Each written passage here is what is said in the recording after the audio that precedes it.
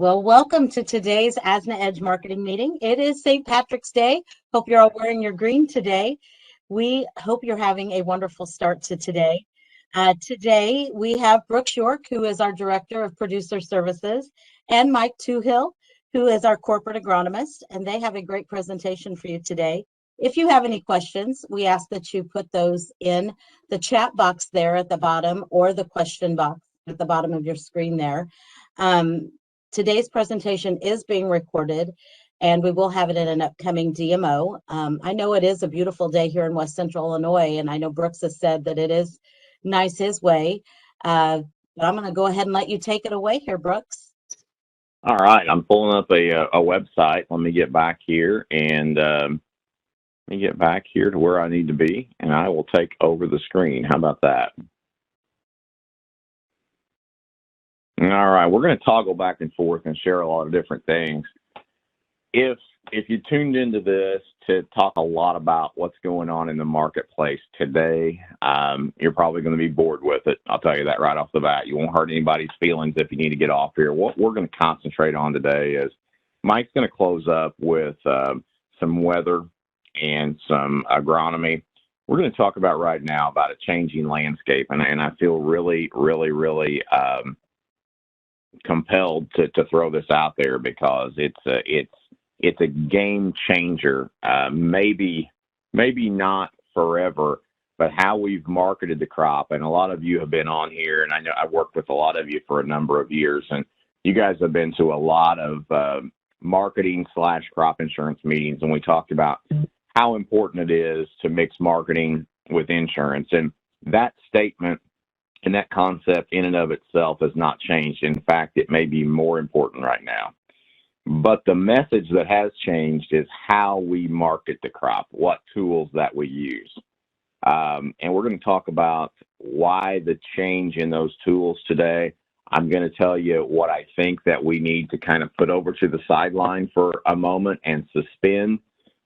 We don't want to sever their use, but we certainly want to suspend some of their use for a bit. And then we'll talk about some really basic tools that we need to use to replace those new ones with. So Sterling's gone, and I had done a really good job of putting some Mickey Mouse ears on him in clip art. He actually made his way finally to Florida after a staycation in Chicago for a couple of days. So I hope he's enjoying himself down there. But and I told him he had to take pictures with the Mickey Mouse hat on. But I'll get right into it, and I want us to rethink traditional marketing strategies today in this monthly marketing meeting, and I think it's very important. I think it is something that if used incorrectly, if we continue to use the ways that we've used for years, I think we could be in for some rude awakenings. The main points today, I want everybody to beware of futures only contracts, and that comes as a shock because in this very meeting over the last year and a half, we've used a futures only contract or a derivative of that, whether it be a three-way min-max or a min-max on the marketplace. We've got to be careful of those. I'll show you why here in a second. Traditional basis values are going to be challenged in this type of market.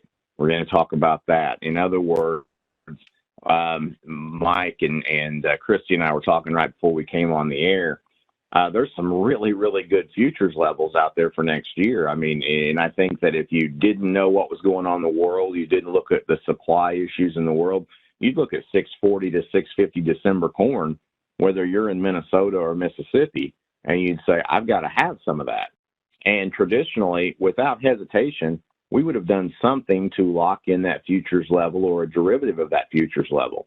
And we would do that because we had an idea of where that basis range would trade for next year.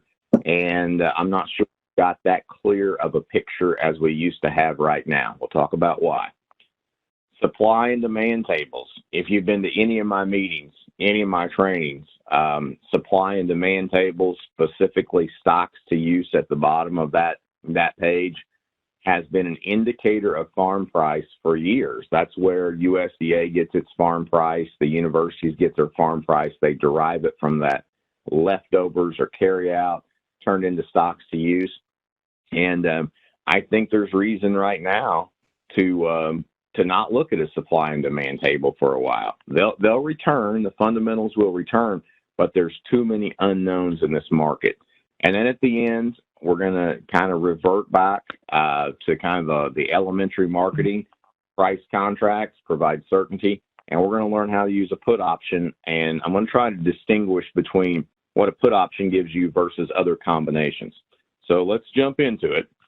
And the first thing is we're seeing funds change the landscape of the market. Now, we're not at record length positions right now in corn and soybeans, but they're sizable. Wheat funds were short for a long period of time. We've had rapid buying in there.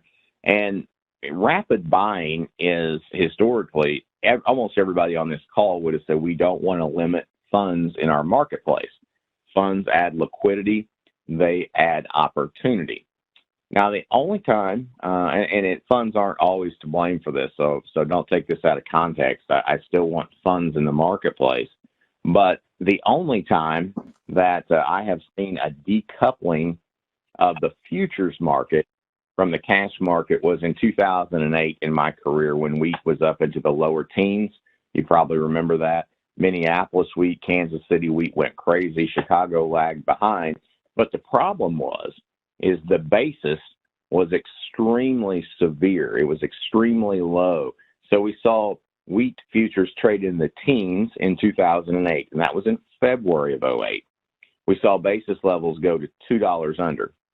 And what happens is it puts a real strain on the ability to lock in a futures only contract. And let me illustrate this. If you were in the wheat market, and I wish everybody could talk and everybody could raise their hand, but if you were in this wheat market and you locked in $9, Mike, you're sitting there, you're not in wheat country, but you know enough about this. Is $9 futures a good price for wheat, whether you're in Minneapolis, Kansas City, or Chicago? Okay. Dang right. Yeah. Looks like a lot of balance sheets, $9 does well. So there were a lot of farmers when wheat hit $8 and $9 locked in futures only contracts.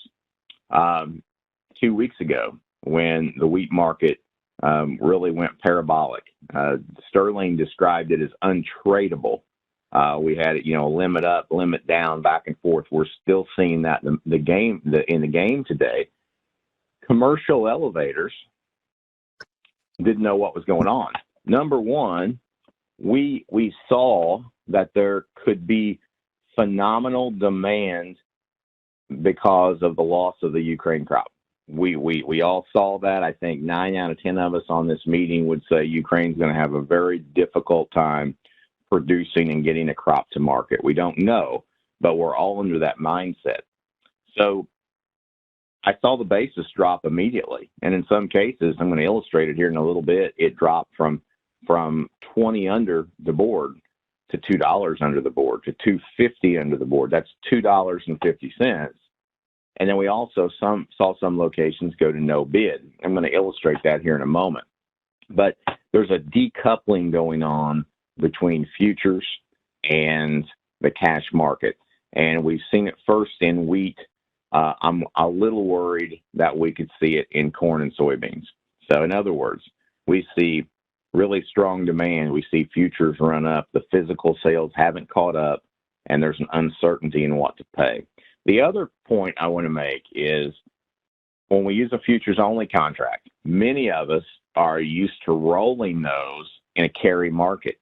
So some of you I know have grain backgrounds where you work for grain companies. I see 2 or 3 names on here that have. And we're normally taking a December futures only on corn, and we're rolling it to March, and we're getting somewhere between 7 and 13 cents added to that price. In wheat, we normally have phenomenal carry. And that's one thing, a lot of elevators, if you're in the West, they fill up their storage, they hold the wheat long term, and they make really good money on carries. Well, we're seeing this inverse trap sneak in. If you've got a futures only contract out there, which I don't blame anybody for having some on the books, it certainly looks like the right thing to have had. Let's take a look at spreads here real quick. These are options quotes or futures quotes from last night. This left side of the screen is corn. This right side of the screen is wheat. This is Chicago wheat. So we see May corn is the first line, 737, a 34-cent inverse to the July. That means if you've got a $6 futures only contract on the May and you decide to roll it, you're going to roll it down 34 cents. You're going to lose 34 cents off the face value. Now, you hope basis comes along and kicks it up, but we're going to talk about corn basis specifically here in a second and why there's some red flags there. And you can see this inverse all the way down through here, all the way through March of 2023. And most markets now that we follow are inverted.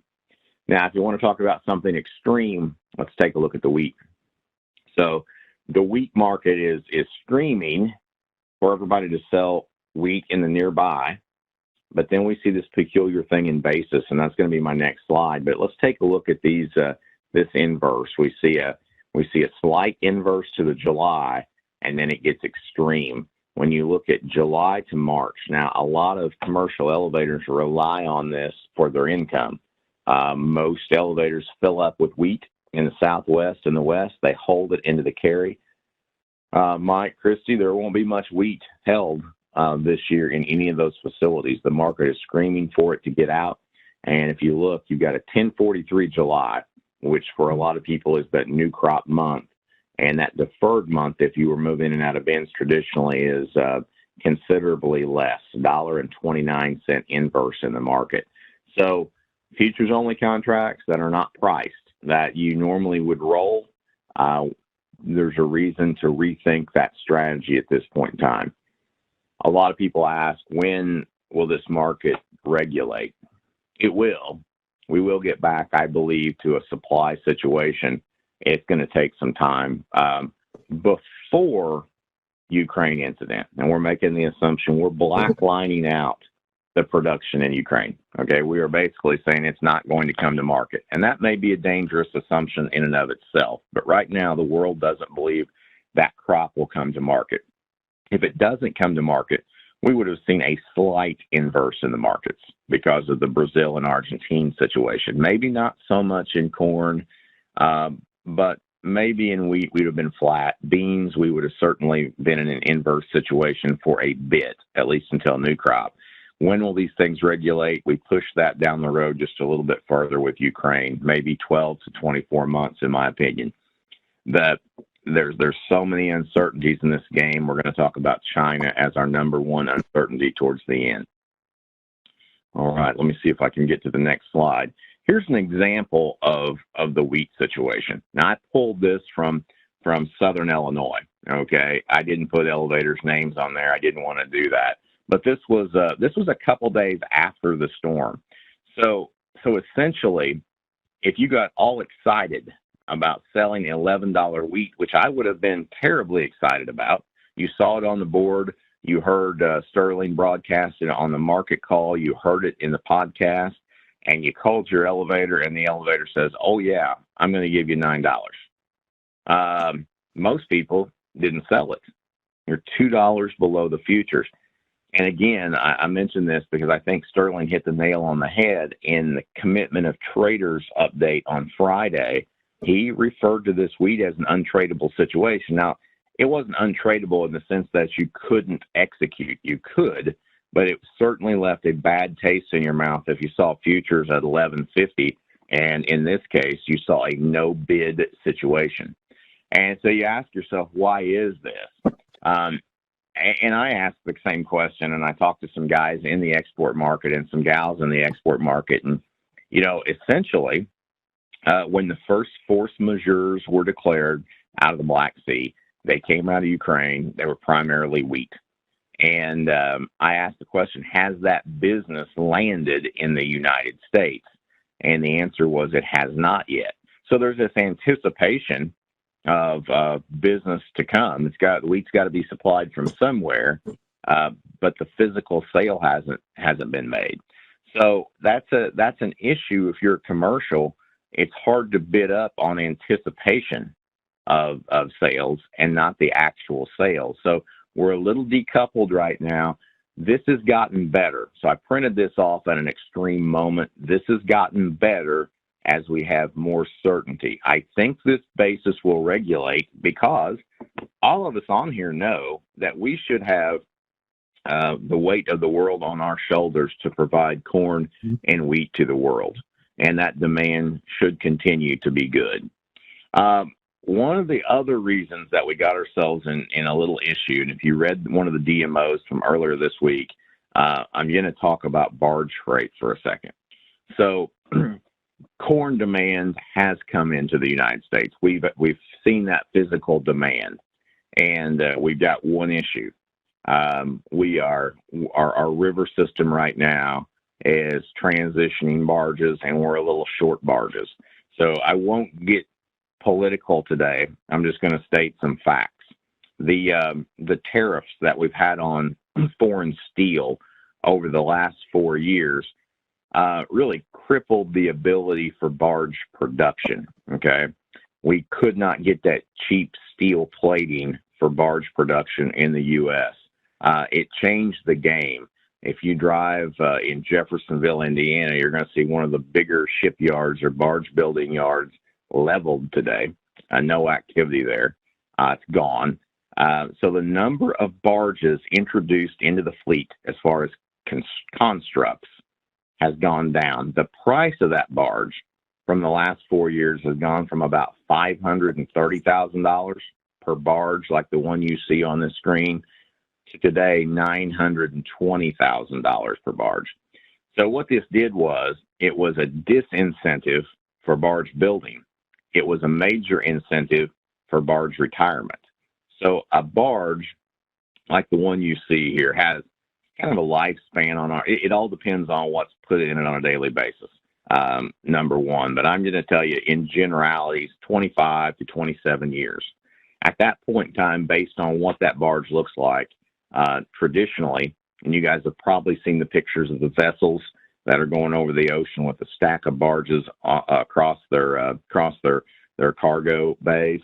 Those typically go to South America. They've got a lifespan of another 5 to 10 years. If they don't, the scrap value of this barge right here, after you've used it for 25 to 30 years, is around $80,000 to $90,000. So the barges were retiring at the same rate. So all in all, got some nerdy stuff here for you. There's about 17,000 barges in fleet. About 12,500 of those have covered hoppers. So some of you don't sit right on the river system, but they're fiberglass lids over the top. So anything you need to protect from the elements, that's what we're going to haul our corn, our beans, our soybean meal, our wheat in, our fertilizers in.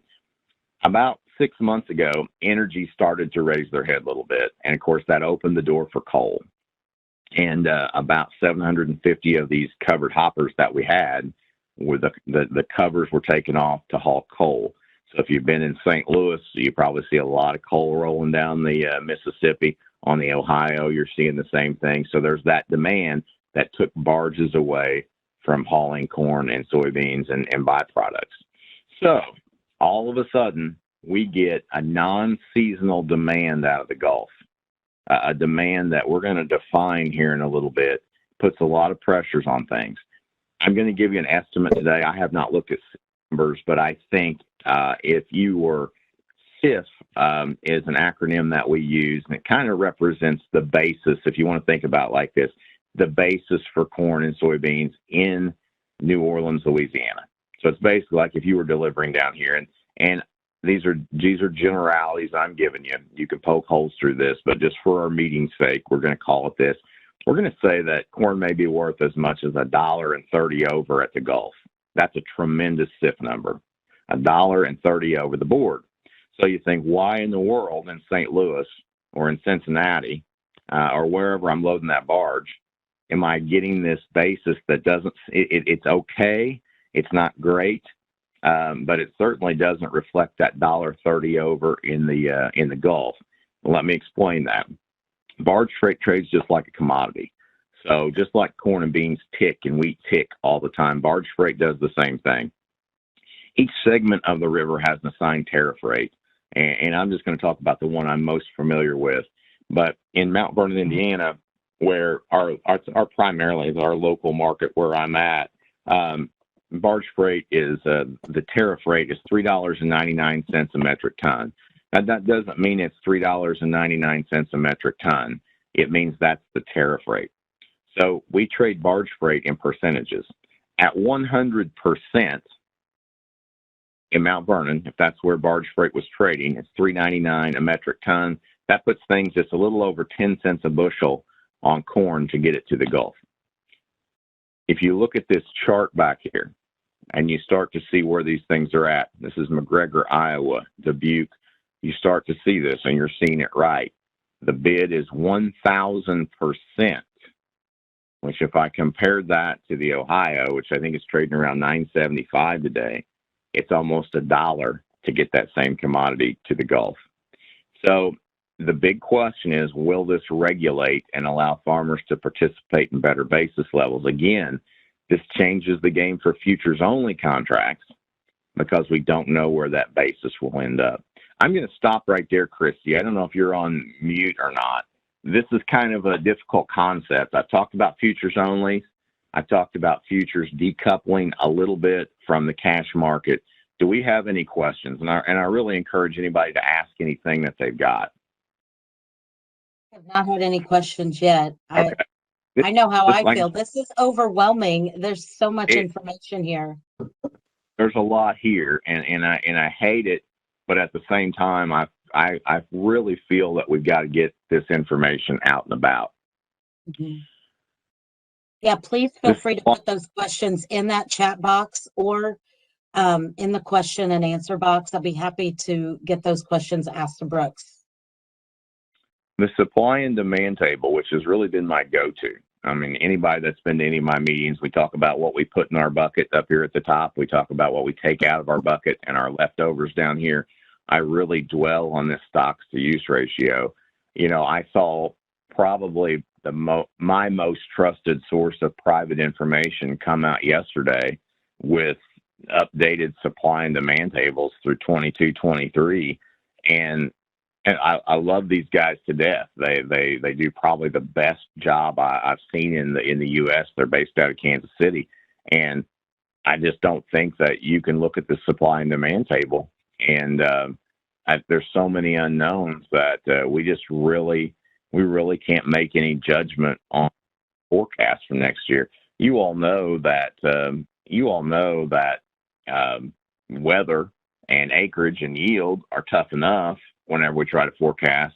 When you play with our demand on the backside, it really throws things in a loop. So I don't want to tell you that there's no validity in these numbers. They are. But whenever we're dealing with something like Ukraine, and you see at the top of the screen, I've got 1.5 billion bushels.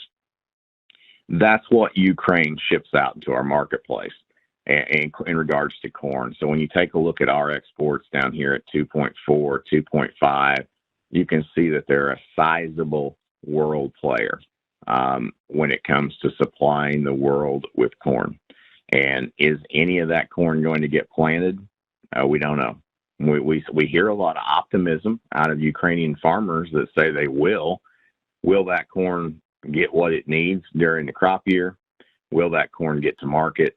I don't think any of us know the answer, but every day that this goes on over there, I think we get a better picture that the answer could be no. What does that mean? And this is the part that scares me long term. Sterling likes to say that, you know, he doesn't like the word change. We're not going through a change, and he's right. We're going through an adjustment. We're going through an adjustment.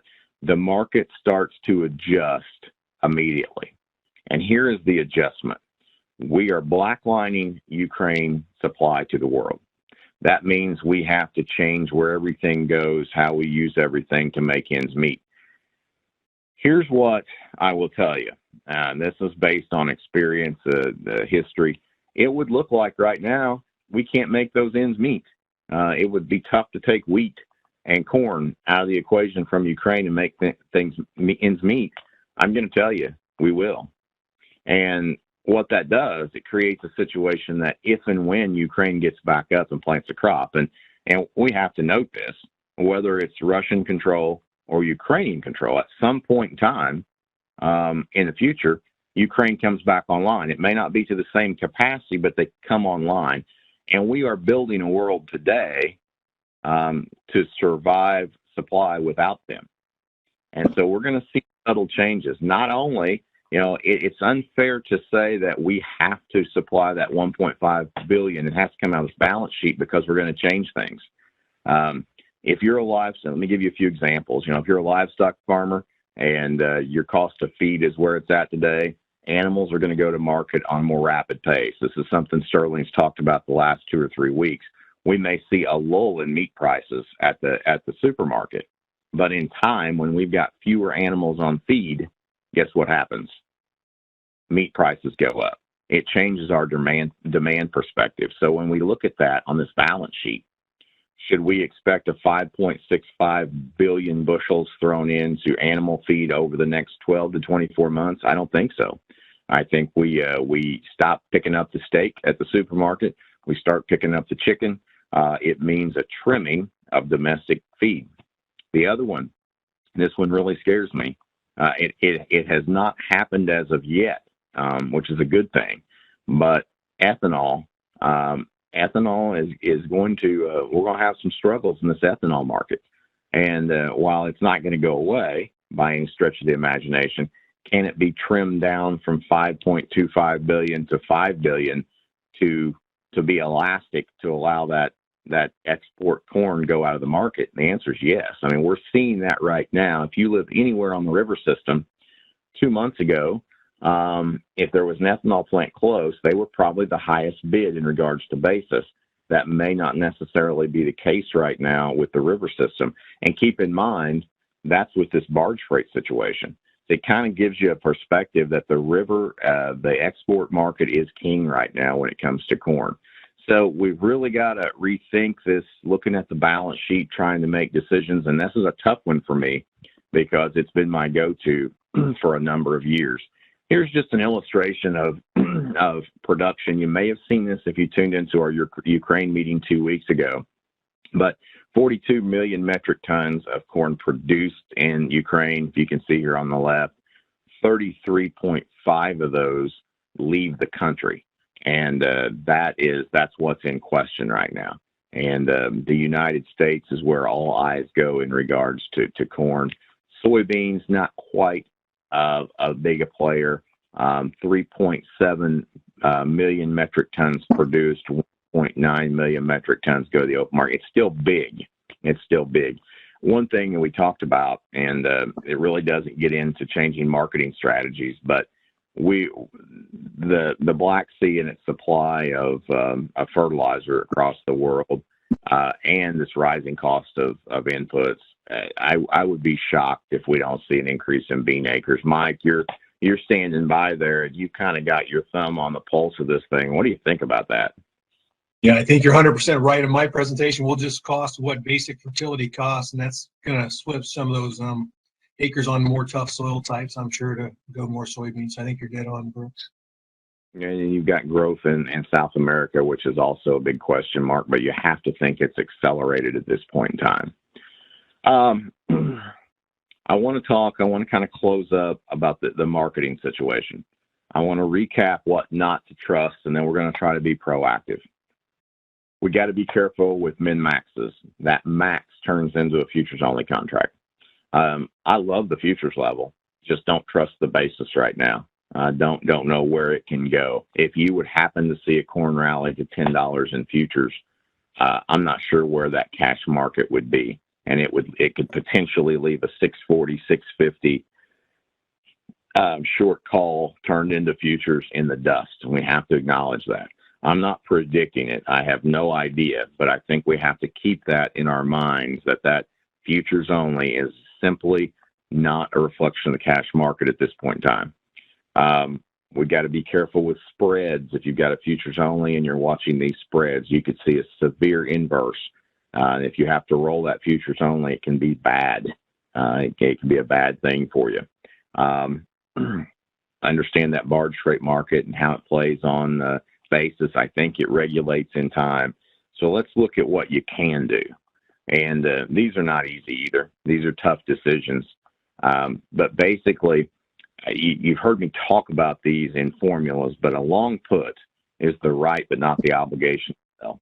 And normally we don't go to these because they're so expensive that the actual floors that they give don't give us adequate protection. If you went back 12 months and I was to talk about long puts, you might get a 440 floor, 450 floor. Not a lot of people were too interested in that. As the market goes up, it puts put options on the radar. And what we're talking about here is buying put options. We're purchasing the right but not the obligation to sell futures. Okay. Obviously, if the market goes up, we don't want to use that option that we've got. We just want to sell the higher futures. However, if it does go down, and we'll talk a couple of reasons it could go down, this put comes in really handy. Here's why I like them. If you look at this list, as by definition, the right but not the obligation. You don't have to take those futures. Limited risk. You know exactly what it's going to cost you up front. There's not a maintenance margin along the way. There's an initial margin that you pay. As I talked about before, you can do these through some commercial elevators with the obligation of delivery. You can do them through a brokerage account. In this environment, the brokerage account is probably your best option. The problem is it requires that you write that check up front. Guarantees you a futures floor, okay? And if we're going to illustrate that here in just a second, how that futures floor works. It's not all roses.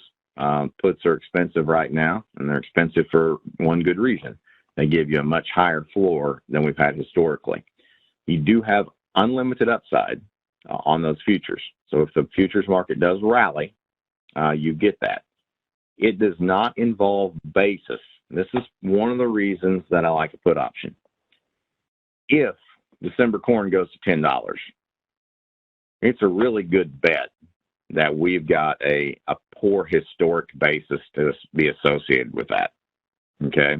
You can tell I'm careful with my words that I say. It's a good bet that basis is very weak if we see a corn market that goes that high. Again, with this put option, you would not be utilizing in that market, and you would follow the market up even with that poor basis level. Okay, so you can use a long put. You can go ahead and set basis if you see something that you like. It works in tandem.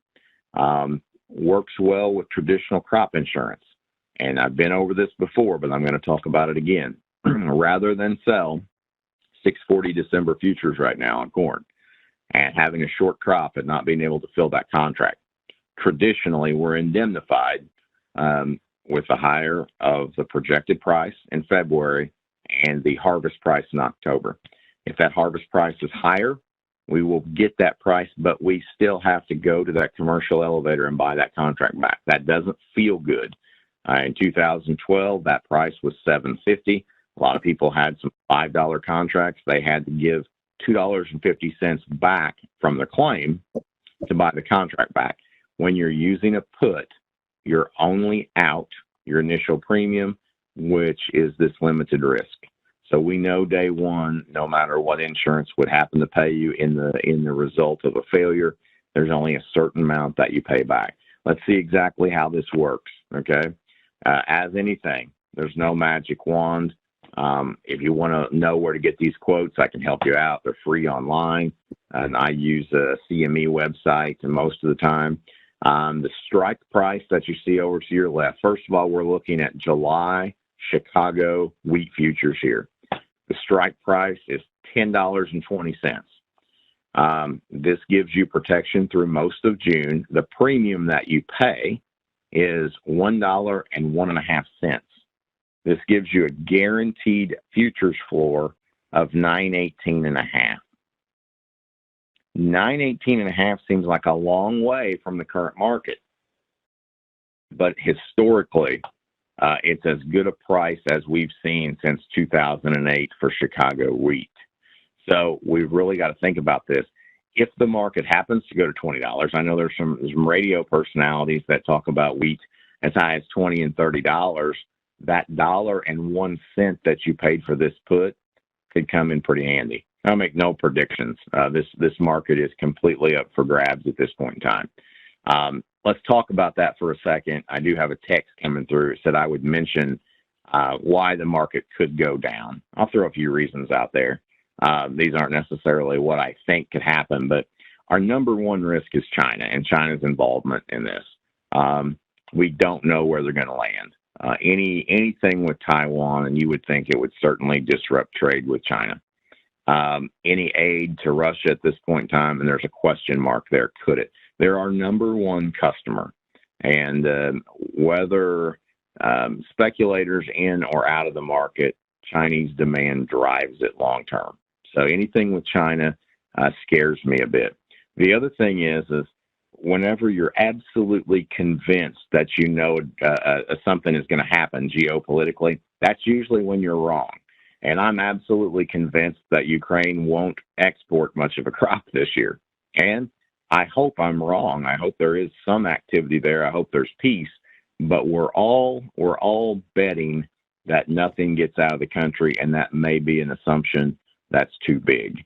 If by some surprise corn and wheat leaves the country, it can change the marketplace a little. And of course, that would probably come with some type of peace deal, which certainly seems unlikely at this point in time.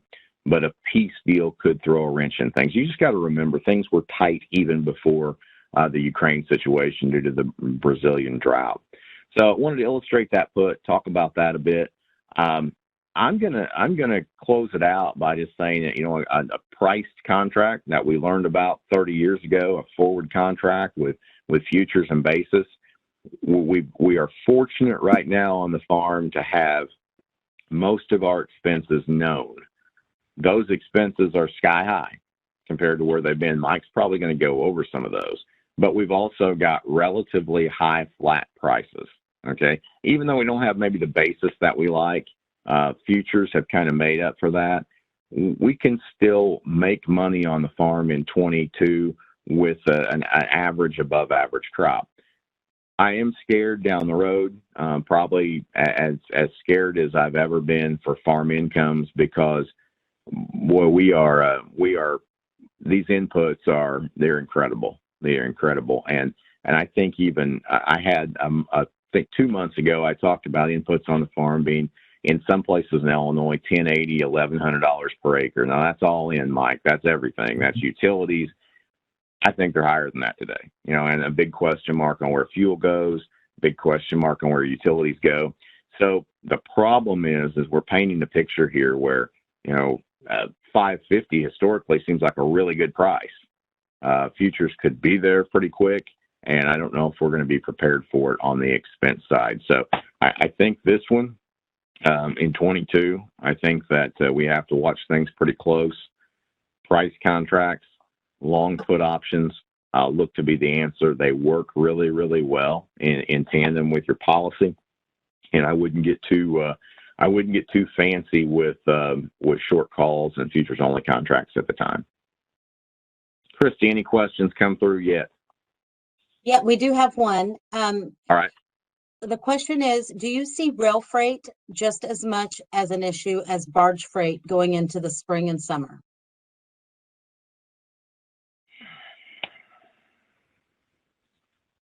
On some markets, I do.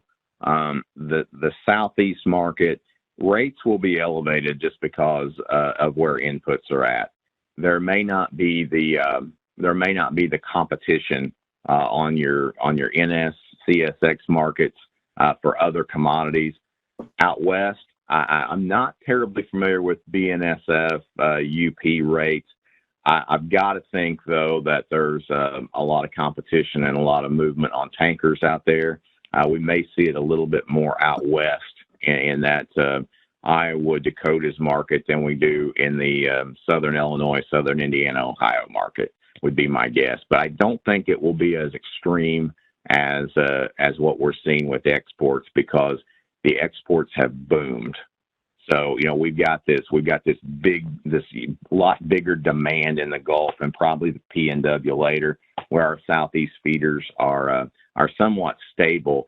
Those are swine and poultry suppliers down there. you would think there would be an increase in demand there and maybe a little bit less in your feedlot demand when it comes to beef over the next 6 months. But so, yeah, I think we're going to feel the effects there, but probably not to the same degree. There aren't any other questions at this time. Did you have any questions for Mark? We do have him available to chat now. I was just hoping, I was hoping for a small crowd today, and I was hoping that we could have some dialogue like this and maybe take some of those questions, because I'll undoubtedly get text after this. This is usually how this works. I'll undoubtedly get text, but no, I was just hoping that we would have some dialogue, because it's a different game, and you can tell I guess I'm not fearful of it, but I do think that we really have to suspend some of what we've done, that we've just held to be the truth for so long. We've got to change the game just a little bit. It concerns me a bit. I do have one more that's come through. Yeah. Let me ask you here real quick. With all this volatility, what are your thoughts on producers making forward sales? Again, I think if it's a price contract and they know exactly what that final price is, I'm all for it. If you do that, I didn't talk about call options. You could buy some upside protection. The big thing for a farmer here, and I don't even know if it's possible right now, Mike, if you've got fertilizer and your chemical and your seed lock in, you got the bulk of your expenses. But I think we could underestimate these little things that slip up on us, like fuel and utilities, and they can add up quick. So I'm not sure, even with those big three items put down there, that we can really know our cost, and that's what makes it tough. So forward contracting, if you have a really strong idea where your costs are going to come in, you can lock in profit. I would advise it completely right now. I think 22 is the year that we've got to be in the black and get it underneath our belt. But if you don't know those, if you haven't locked in your nitrogen, if you don't have your fuel locked in, to say forward contracting is a good idea, I think it's going to all be situational.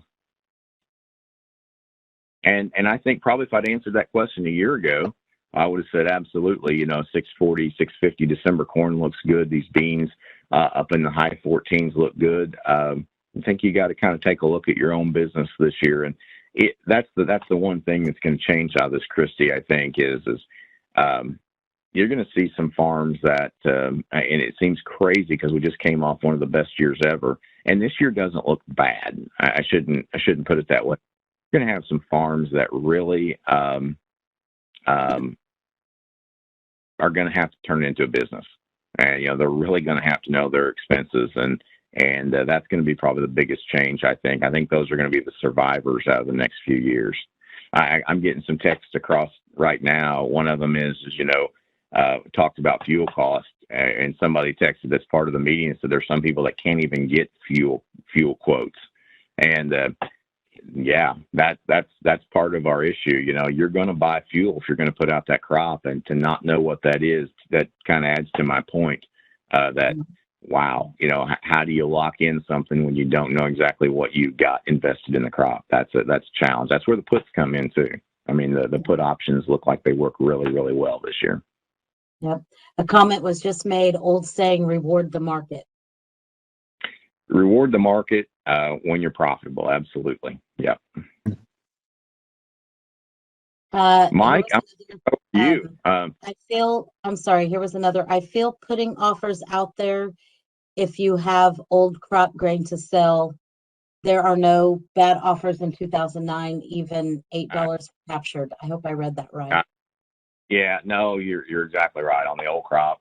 You're right. I mean, that if you've got old crop in the bin, wow, that's a great cushion, and it's actually a game changer right now. If you've got some old, it certainly helps with your overall average. It gives you a little bit more confidence whenever you're locking in some of these expenses that you've got something that's gone up with the marketplace as well. So I don't know who said that, but that's a great point. Oh, they're not really a bad old crop offer out there right now. Mike, hit us with all the good news. I'm a gloom and doom guy. Everybody, you're the good news guy. Yeah, I'm used to the gloom and doom glide. Brooks, thanks for getting that over, buddy. So I want to talk about a few things here today. I think Brooks made a good point. I think for 2022, hopefully you got your fertilizer prices locked in. Unfortunately, a lot of growers throughout the U.S. do not. I'm going to talk a little bit about retail price trends on fertilizer, where they've trended after the bullets started flying in Ukraine and Russia. Also look ahead to 2023. I've got some big questions there about not only availability and pricing. And normally at the U.S., we can have a hiccup here and there, and we're still going to be okay from a worldwide standpoint. Sometimes we even cheer a hiccup to get some better prices, but the U.S. really has to come through with a big corn, soybean, and wheat crop. And I'm going to show you some of the weather slides heading into planting and kind of where we're sitting at that scenario.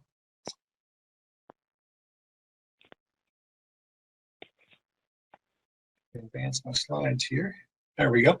I want to first talk about our fertility prices. We were blessed once the weather straightened around. October was wet, harvest delays. We had a really nice November, December, and thank goodness we were able to get a lot of our nitrogen on. A lot of ammonia went on, kind of in those areas where fall ammonia is a viable agronomic situation, and that was really good because that allowed a lot of that fertilizer to hit the field in 2021 for 2022.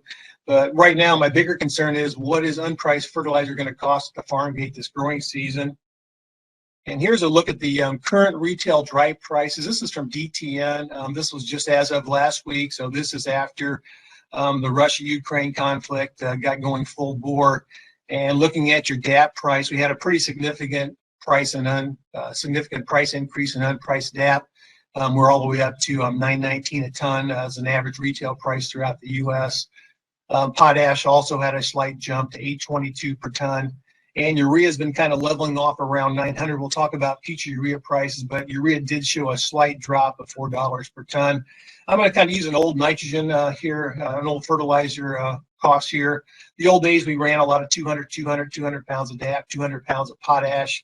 Back when I was selling fertilizer, that would go for $40, $50, but just a 200 pounds of DAP, 200 pounds of potash at today's average retail cost in the U.S., that's $174.10. And like Brooks said, costs are high, and that may look cheap for 2023. So just another 36.92, 120, roughly grow you 50 bushels of beans, 150 bushels of corn, $174.10.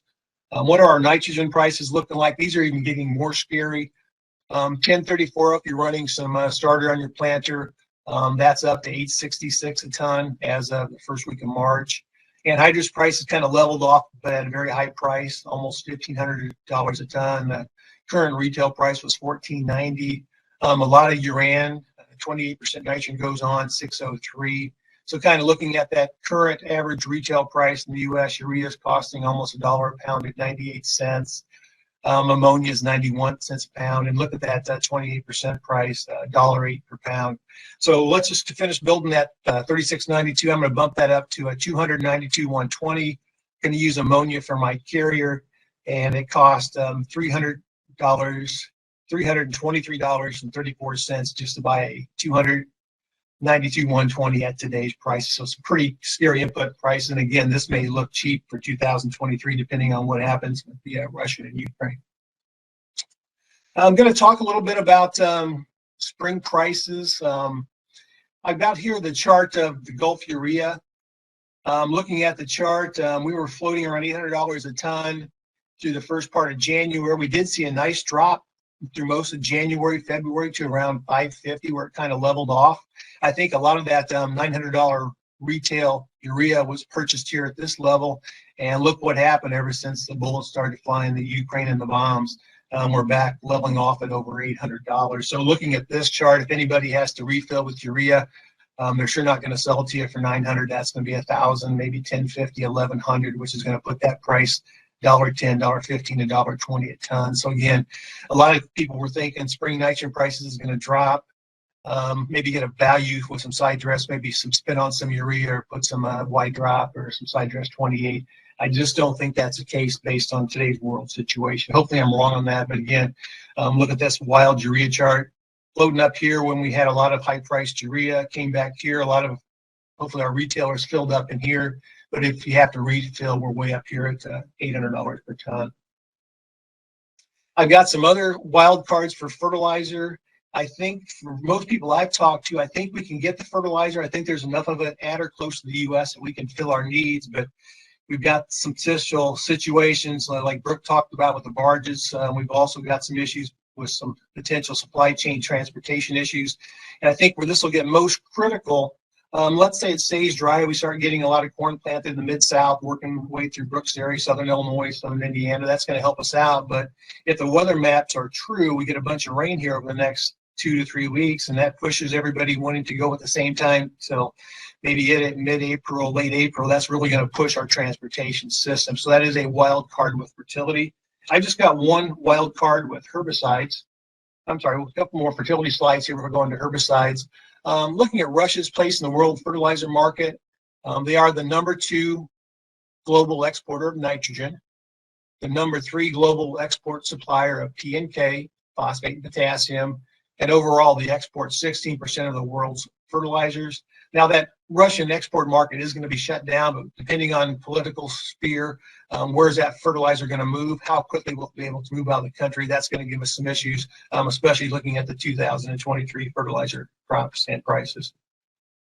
Here's a little bit of good news for us compared to South America. What I've got here on this chart is dependence on imported fertilizer. The USA is the column in red, and Brazil is a column in green. So looking at nitrogen, based on this chart anyway, in the U.S., we only rely on 12.5% of our imports in nitrogen. So we produce almost 87.5% of our own nitrogen. So we're in pretty good shape for nitrogen.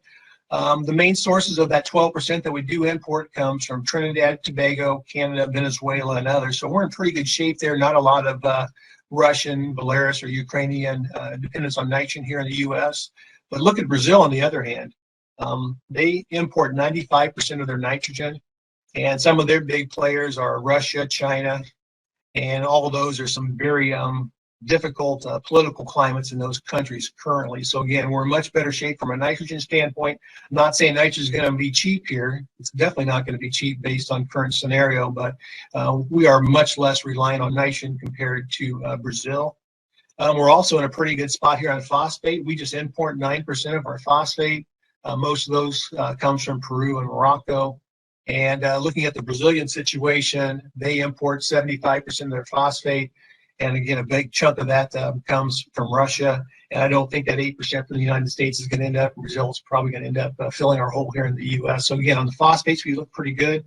But one problem is we are very export dependent on our potash based on this chart. 93% of the U.S.'s potash comes from outside the U.S. A little good news there, 83% of that comes from Canada right across the border, but we do rely on about 12% from Russia and Belarus. And again, looking at potash in Brazil, 91% of theirs comes from outside the country of Brazil. So again, we're in pretty good shape compared to our major competitor. But again, a lot of things going on in that slide. So that is a little bit of good news for 2023. I think the U.S. supply situation is better, but again, I don't know if we're going to be getting many bargains this summer. So again, with the Russian-Ukraine war continuing, high commodity prices, it seems to be a justification for a lot of us just to raise fertilizer prices. I don't really expect many bargains for 2023 at this time, but as always, keep contact with your retailers, your suppliers. If you're buying off the river, make sure you mount those relationships for all the benefits you can and try to take advantage of any bargains you present this summer for summer fill. A little bit on herbicides here, just one slide on herbicides. I've got some concern here. China is continuing their zero tolerance policy on COVID. A lot of the Chinese make our active ingredients using a lot of our common herbicides like glyphosate. And I'm afraid as those shutdowns continue in China, that could possibly make our herbicides and possibly fungicides even tighter and more expensive for 2022. I'm not going to talk a lot about fungicides here, but the current cash price, I think new crop corn's over $6. New crop soybeans are over $14 here locally in central Illinois. If a guy can or a lady can, I think we're going to spray a lot of fungicide. So that's going to make that fungicide pile tighter. And we may even get the herbicide pile tighter if we can't get restocked here from China. So again, that's some situations here on the fertility side and the herbicide side. Going to talk about weather here. Yeah, Bruce. Quick question on that. And you may not know the answer to it, but it would look like from a basic chemistry standpoint, that that is one of the things that the U.S. could step up and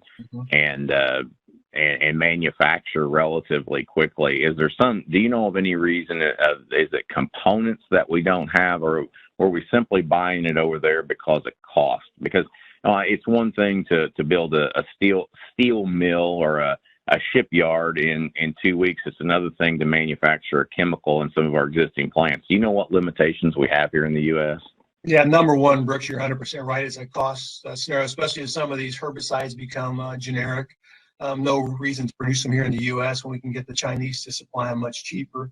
And number two, even though we do produce some of our own herbicides in the U.S., Brooks, a lot of times we're still getting the active ingredient out of China. And with China shutting down to clean up the air for the Olympics, and then with the additional COVID shutdowns, it kind of puts us in a bad spot. Now, we could produce a lot more of our herbicides, but it goes back to a cost standpoint, supply chain, and do we even have the manpower to produce as much herbicides here in the U.S.? So that's a pretty tough situation to get out of, Brooks, like a lot of our situation. I'm glad you brought up that COVID in China. That's one thing that we didn't talk about. So many times we kind of thought that was off the radar, and it wasn't a concern 30 days ago. It probably wasn't even a concern 7 days ago. And then all of a sudden, bam, it's right in front of you. So it kind of goes to show you the nature of the markets, what you concentrate on, what you talk about. A lot of the things that you sometimes aren't the ones that get you. It's something coming out of left field. So good point. Exactly right, Brooks. Normally, as you listen to me, I'm kind of a gloom and doom guy on U.S. weather. I kind of not cheer for a little bit of bad weather somewhere. I want to cheer for a little bit smaller crops so you guys and ladies get a better price for your crops. But looking at 2022, based on what's going on in the world, we really have to hit our home run here in the U.S. And the current drought monitor has me concerned. I'm not a marketer. That's Sterling and Brooks' job. But looking at that map, that's pretty concerning to me as a U.S. producer. Anywhere in the Southern Plains, especially Sterling's home state of, I guess his adopted home state of Nebraska, working my way through South Dakota. And we've still got plenty of dry weather in Iowa, Illinois, Wisconsin. So again, don't know if the market's even factored into the drought monitor. Nice thing about drought monitors in March, we get a soaker, which is possible here this weekend. A lot of that drought monitor goes away. So this year, focus Southern Plains. Last year, focus was on the Northern Plains. A lot of talk about 2012 compared to today. I want to talk a little bit about that here briefly. My daughter and I went to visit the University of Michigan yesterday.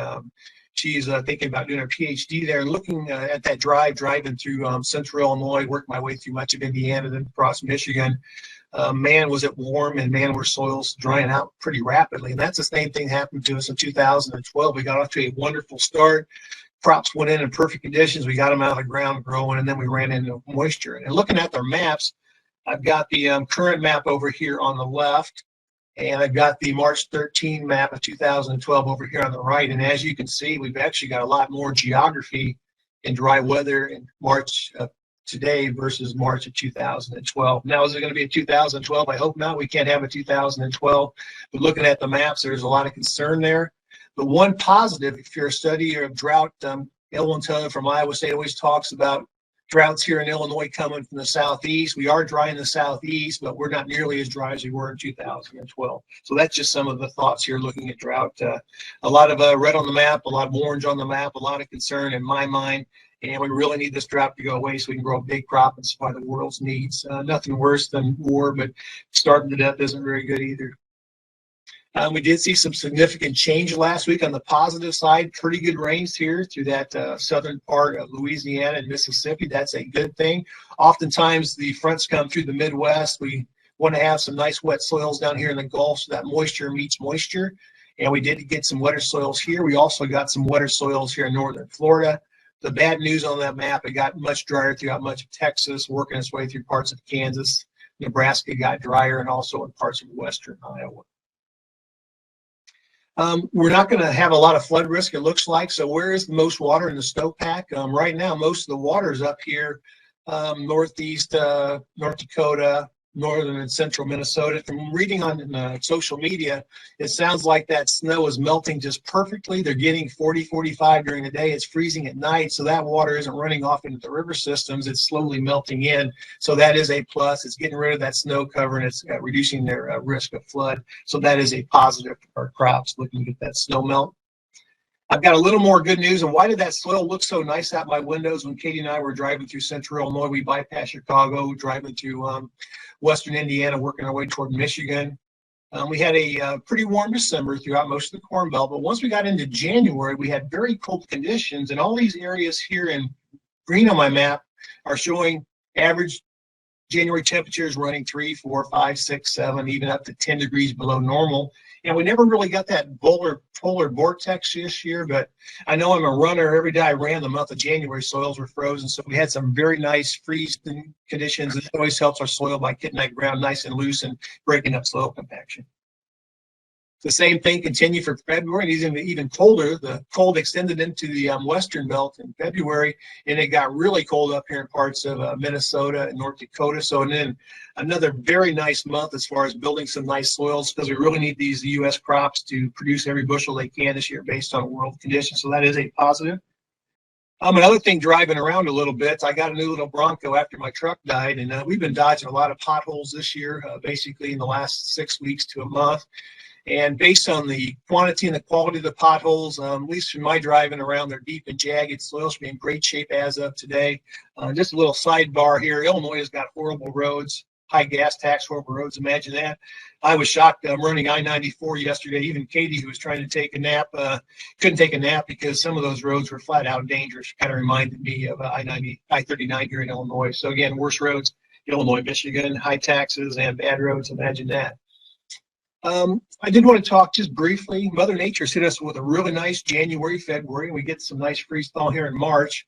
But one thing, looking at our weather forecast here coming up over the next week or so, Mother Nature can take away the benefits of 30, 45 days of freeze thaw and cold conditions with just one hard rain.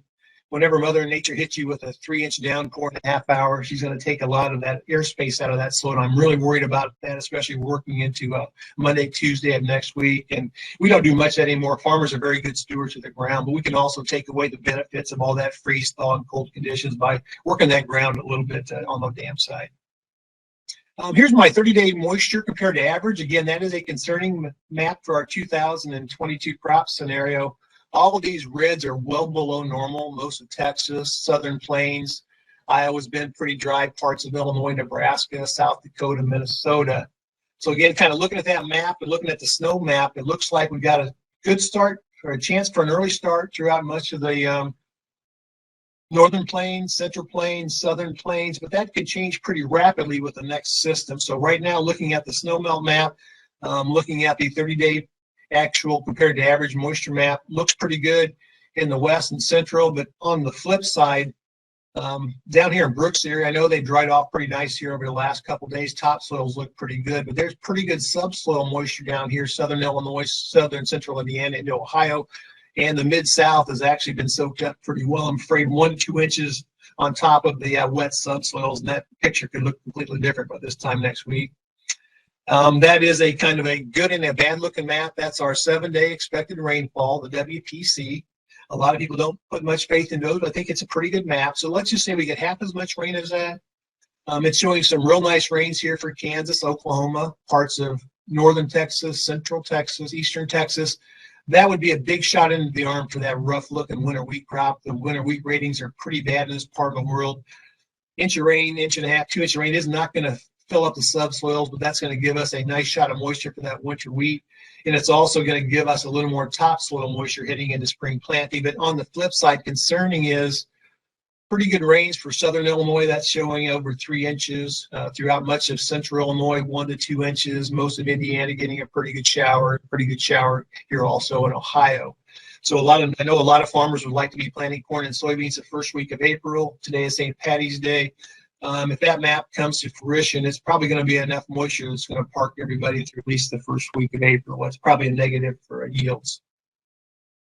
As I wrap up here today, I wanted to look at the 6 to 10 day outlooks. I have less faith in the 6 to 10 day outlooks, showing that warm weather kind of working its way east and a little bit of cooler weather down here in the southern plains. Probably a good thing for conserving moisture to get some rain, and also some planting delaying rains continuing throughout most of the northern plains into the eastern corn belt. And even a little less faith here in the 8 to 14. That's showing a little bit of cold temperatures as we approach April 1st, but a little bit of drier conditions. So again, I think the number one thing on U.S. weather will be watching the 7-day rainfall.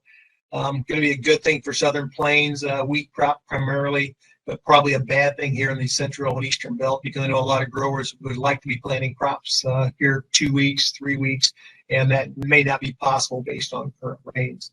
At that point, I'll check with Chrissy if there's any questions or comments for me, and we'll turn it back over to Brooks to close. Yeah, we have not had any questions come in at this time. If you do have any, go ahead and put those in that question or chat box. I haven't seen any. I'll give you just a few seconds, just kind of let you know about a couple upcoming events that we have. We do have a special report on March 31st. That is the prospective plantings and acreage report. Brooks, do you want to maybe tell us a little bit about what to expect on that? That will be at 10:45. That one is probably one of the fundamental reports that's left over that does have bearing. We're looking for the big numbers are going to be corn and soybeans. The combined number, 180 million is the combined number that we're going to be looking at really closely. The mix of those is going to be very, very important as well as to how many are soybeans and how many are corn. Weather has a lot to do with it, but I think economics probably trumps weather this year as far as where that goes. I've seen some private estimates out there that actually have a smidgen fewer corn and bean acres in it, which was a surprise over the last week. It's anybody's guess. And I think the market will trade those numbers, specifically soybeans. And we talked about this over the last few months. Soybeans have been our leader right up until about 3 to 4 weeks ago, where corn and wheat kind of took in the driver's seat. And I think we're going to see that more and more. But I'm prepared for a big soybean number. We'll see what happens. Maybe a number as high as 92.5 million acres of soybeans. It's going to be interesting to see how that turns out. Wow. Well, be watching for that registration link. It will be on our social platforms. It will also be in our DMO. So if you're not getting that, make sure you send an email to us at marketinginfo@sompointernational.com. We'll be sure to get you signed up for that. We also have our April WASD. That will be April 8th. It is a Friday this year, or this next month. So make sure you register for that. And then our next marketing meeting in April will be on April 21st. So I don't see any further questions. So not to take up any more of your time, we've had an hour. We do want to wish you a happy St. Patrick's Day, and thank you for being with us today. Do you guys have any parting thoughts? Nope. Enjoy this beautiful day. So fantastic. It's beautiful. Yeah. Yep. You're gonna run in the snow on Saturday, it looks like. So cool. Well, you didn't have to end with that, Mike. There won't be a lot of snow. That's a beautiful day. All the good runners won't go and have a better chance of winning. So I'm looking forward to it. All right, there you go. Well, thank you all for joining us, and do have a wonderful day. Thank you.